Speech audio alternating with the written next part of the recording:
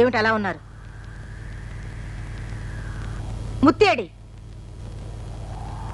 ఏ Chalapathi right. ఏం జరిగింది? ముత్తి AD చెప్పరా? ముత్తుని అయ్యగారు కొట్టారమ్మా.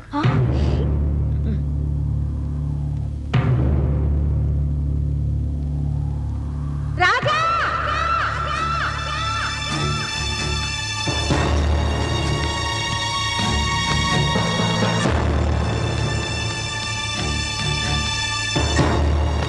ముత్తుని ఎందుకు వెళ్ళగొట్టావు? ఎందుకు వెళ్ళగొట్టావు? దేనికి వెళ్ళగొట్టావు? చెప్పరా? పని పట్టే హక్కు నీకు ఎవరిచ్చారా? చెప్పరా? చెప్పు చెప్పరా? ఎందుకు వెళ్ళగొట్టావు? అమ్మా నన్ను అమ్మ అని పిలవకు.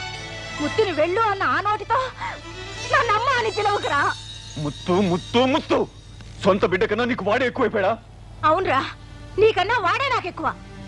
వాడి నిజ స్వరూపం గనుక నువ్వు తెలుసుకుని ఉంటే ఇలా మాట్లాడేదాన్ని కాదు. నీకేం తెలుసురా ముత్తు గురించి? రంగనాయకుని నేను ప్రేమించానని తెలుసు కూడా ముత్తు కావాలని రంగనాయకుని చేసుకోవాలని పట్టుబట్టాడు, తన్ని బెదిరించాడు. అది నేను నా కళ్ళలో చూశాను. కావాలంటే తన్నే అడుగు. ఎవరిని అడగాలరా పిచ్చి సన్నాసి? నేనంటున్నాను, రంగనాయకి నిన్ను ప్రేమించట్లేదు, ముత్తుని ప్రేమిస్తోంది.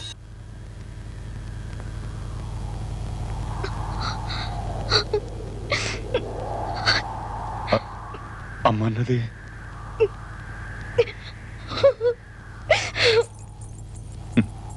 వాడు నన్ను నిన్ను నమ్మించి మోసం చేశాడు అనుకున్నాను. రంగనాయకుని మోసం చేశాడు. ఏ మోసం చేశాడు? ఏమీ తెలియనట్లు మాట్లాడుకో. నా గురించి ఏమేమో చెప్పి నిన్ను నమ్మించి మన ఆస్తిలో సగం వాటా రాయించుకోలా? నోరు వీరా, మోసం చేసింది ముత్తు కాదురా, మనమే వాడిని మోసం చేశాం. వాడి సొత్తేరా మనం కూర్చుని తింటున్నావు. ఈ ఇంట్లో తిరిగి కాలు పెట్టే అర్హత లేదని నువ్వు వాడిని గంటేశావు. మనకేరా ఇంట్లో ఉండే అర్హత లేనిది. ఎందుకంటే ఈ ఇంటికి హక్కుదారుడే వాడురా. వాడి పిచ్చేరా ఇవాడు ఈ జీవితం. ఈ ఇంటికి మొన్న మధ్య బాగా గడ్డం పెరిగిన ఓ పెద్ద ఆయన వచ్చారే, వారి గురించి విన్నావా ఎప్పుడన్నా? ఒక కాలంలో ఎలా బతికిన వారు అని చెప్పనా?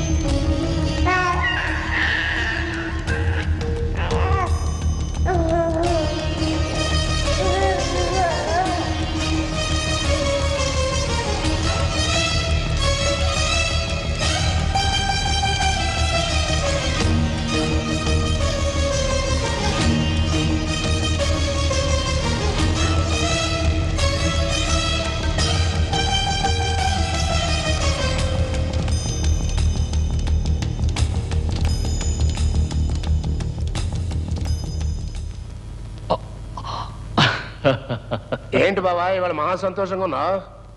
అంత పెద్ద జమీన్కి హక్కుదారుండవుతున్నాను కదా, అందుకని. ఓ, జమీందారు నీ కొడుకుని దత్తు చేసుకున్నాడు దేమనా? అయ్యయ్యో, అలాంటి పని చేయించింది తమరే కదా. మీతో ఎగతాళ నా ఆనందం దత్తు చేసుకున్నందుకు కాదు, మనకు అడ్డుపడకుండా ఎటువంటి కష్టాలు పెట్టకుండా జమీందారు భార్య చచ్చిపోయింది కదా, అందుకని. మనకి తీరని నష్టం వల్ల ఆవిడ పోతూ పోతూ బిడ్డను కంటమే. దత్తిచ్చాను కదా, నీ కొడుకే ఈ ఆస్తికి వారసుడు అవుతాడు అనుకోవటం అది నీ తప్పు. జమీందారు పోయిన మరుక్షణం ఈ ఆస్తి మొత్తానికి ఆయన కొడుకే ఏకైక వారసుడు అవుతాడు. అప్పుడు నీ గతేంటి? నిన్నే నమ్ముకున్న నా చెల్లెలి గతేంటి?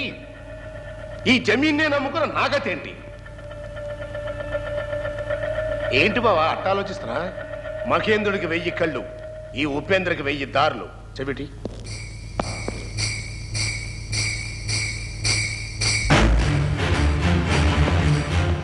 బావా, భద్రం పత్రం.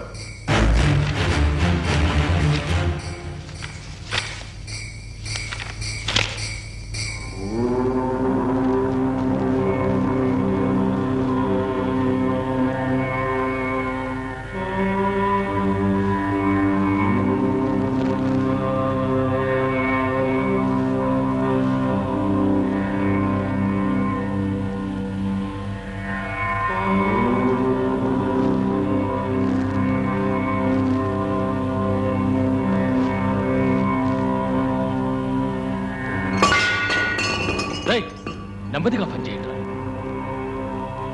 అయ్యగారు పూజలో ఉన్నారు.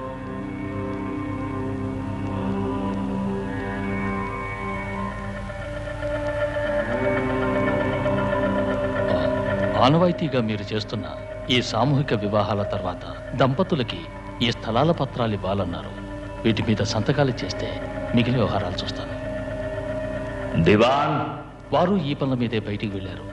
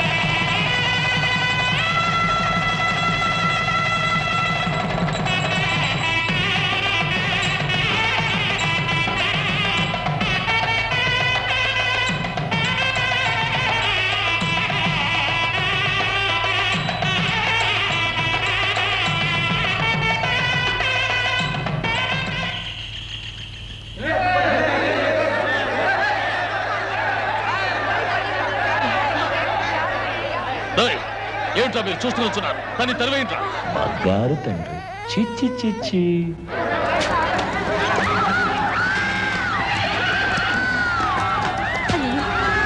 చెప్పండి. ఏమండి, జమీందార్ గారు తెలిసే కొంపలు పెట్టుకుంటాయి. వద్దరండి. ఏమండి ఏమండి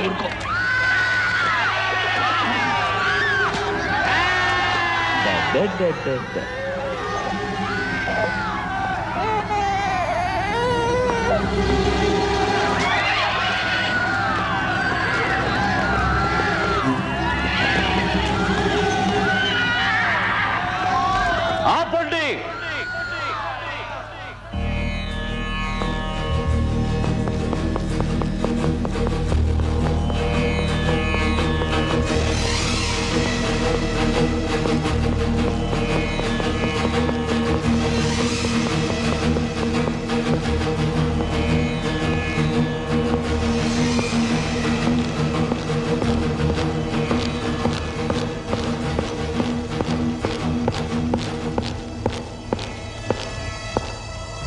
ఏం జరిగింది? ఎందుకు కొడుతున్నారు? అయ్యా, దానంలో సాక్షాత్తు కర్ణుడు లాంటి వారు. అటువంటి మీకు ద్రోహం జరుగుతుంటే చేతులు కట్టుకు చూస్తూ ఉండలేకపోయాం. ఈ నిజం తమకు చెప్పడానికి వస్తే లోపలికి రానియకుండా కొట్టి తరిమేస్తున్నారయ్యా. నాకు ద్రోహమా? ఏమంటున్నారు? తరతరాలుగా ఆనవాయితీగా వివాహం నాడు మీరందరికీ ఇచ్చిన స్థలాలేవి చెల్లవని చెప్పారయ్యా. ఏ ఆ స్థలాలేవి తమరి పేర్లో లేవంటయ్యా.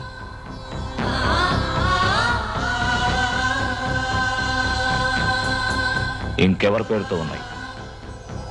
ఇన్నాళ్ళు తమరు ప్రాణంగా తోబుట్టుగా చూసుకుంటున్నా మీ పినతండ్రి కొడుకు రాజశేఖరం గారి పేరున్నాయటండి.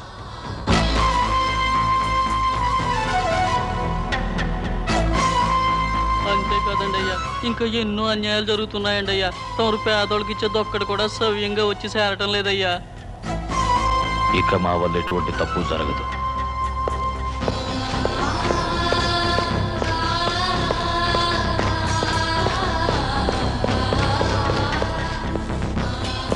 కొంచెం పైకి రండి.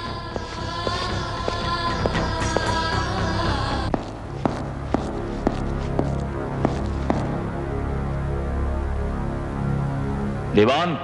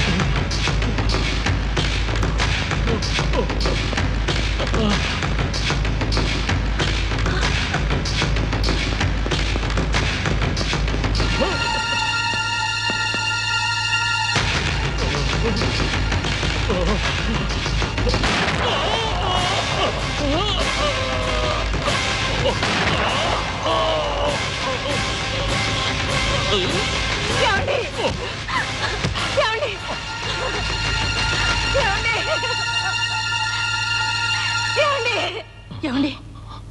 ఏమండి? వారు పిలుస్తున్నారు, వెళ్ళండి. వచ్చిన వాళ్ళందరికీ ఏమి ఇవ్వాలనుకున్నామో అవి ఇచ్చేయండి. యావదాస్తి దస్తావేజులు తీసుకురండి.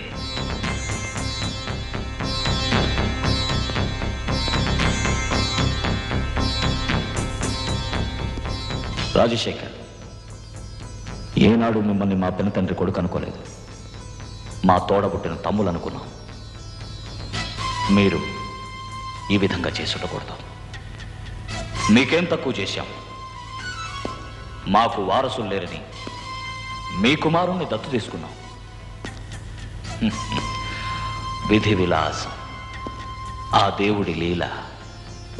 నా యొక్క శ్రీమతి ఆ మహా ఇల్లాలు పోతూ పోతూ ఓ వారసుని అందించి వెళ్ళిపోయింది.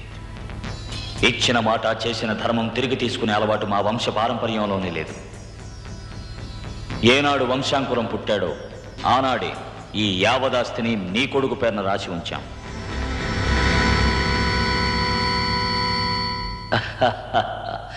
మీ కొడుకు పేర మేము రాసిచ్చిన ఆస్తి నుంచి ఏనాడు దానం చేయలేదు. పేద ప్రజలను ఆదుకోవడానికి మా పూర్వీకులు మా పేర వ్రాసి ఇచ్చిన 100 గ్రామాల ఆదాయం నుంచే మేము దానం చేస్తున్నాం. ఇప్పుడు అది కూడా మీ పేరున వ్రాస్తున్నాం.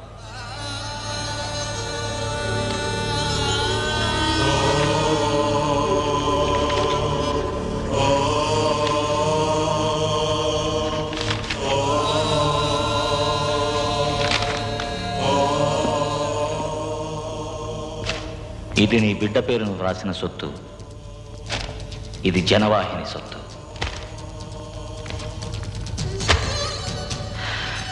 రాజశేఖరం గారు, తమరు నాకు చేసిన ద్రోహాన్ని నేను క్షమించాను. కానీ దీన జనులకు మీరు చేసిన ద్రోహం నేను క్షమించిన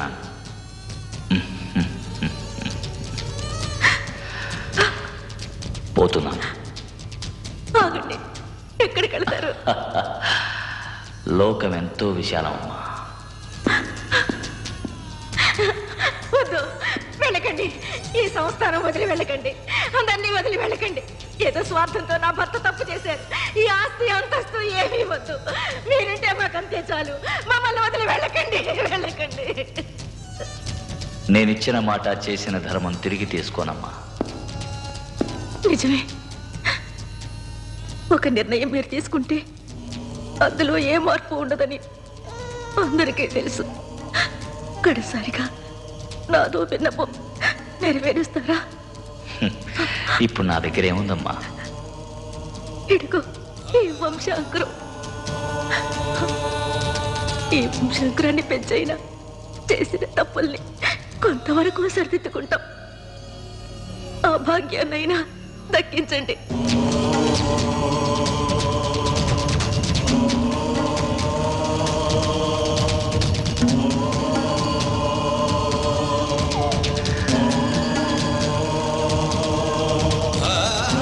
అయితే ఒకటి, నా బిడ్డని ఆత్మీయతకి అనుబంధానికి అంకితమైన మనిషిగా పెంచాలి. డబ్బు నీడ కూడా వాడి మీద పడకూడదు. ఏదో ఒక రోజు నేను మళ్ళా వస్తాను. అంతవరకు వీడెవరున్న నిజం ఎవరికి తెలియకూడదు. ఇది నా మీద ఒట్టు.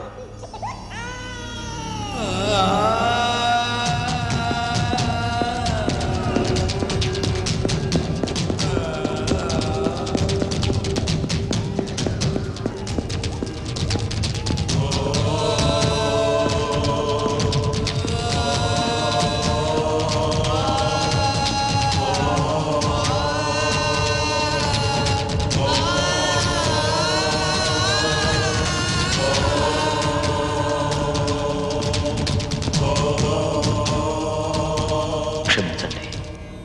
మోసం చేసిన వాడికన్నా మోసపోయిన వాడే నేరస్తుడని అంటుండేవారు. నేను మోసపోయాను.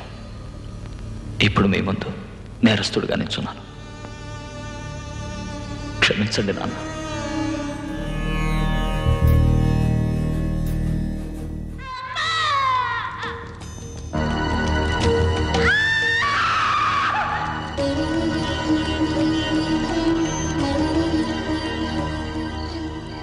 జమీందారు గారికి ఇచ్చిన మాట కాపాడుకోవడం కోసం, నా అన్నయ్యకు తెలియకుండా ముత్తుని కాపాడడం కోసం ఆ రోజే చనిపోయిన ఓ పని మనిషి కొడుకుని తీసుకొచ్చి జమీందారు గారి కొడుకు చనిపోయాడని అబద్ధవాడి ఎవరికి తెలియకుండా ఈ ఊరొచ్చాం బాబు. పిచ్చి వాళ్ళ మొన్నొక ఆయన వచ్చారే, వారి పెట్టిన భిక్షే నాయన ఇప్పుడు మనం అనుభవిస్తున్న ఈ సంపద. పెద్ద ఇప్పుడు ఎక్కడున్నారమ్మా? రారాజు లాంటి వ్యక్తికి రావి చెట్టు ఆశ్రయమైంది. ఇప్పుడు ఎన్నిసార్లు బతిమాలానో రమ్మనమని. నేను వెళ్ళి తీసుకొస్తానమ్మా. అనుకున్నాను, నేను అప్పుడే అనుకున్నాను. ఏంట్రా జమీందారు పోలికల్లో ఈ ముత్తుగాడు ఉన్నాడు అని అనుమానించాను. అది నిజమే. నన్ను దెబ్బతీసింది. నా చెల్లెలే నన్ను మోసం చేసింది. క్షణంలో పుట్టిన బిడ్డ చచ్చాడని అబద్ధం ఆడింది. విడిచిపెట్టను. దీన్ని నేను విడిచిపెట్టను. రారా, నా మేనలను చంపేద్దాం.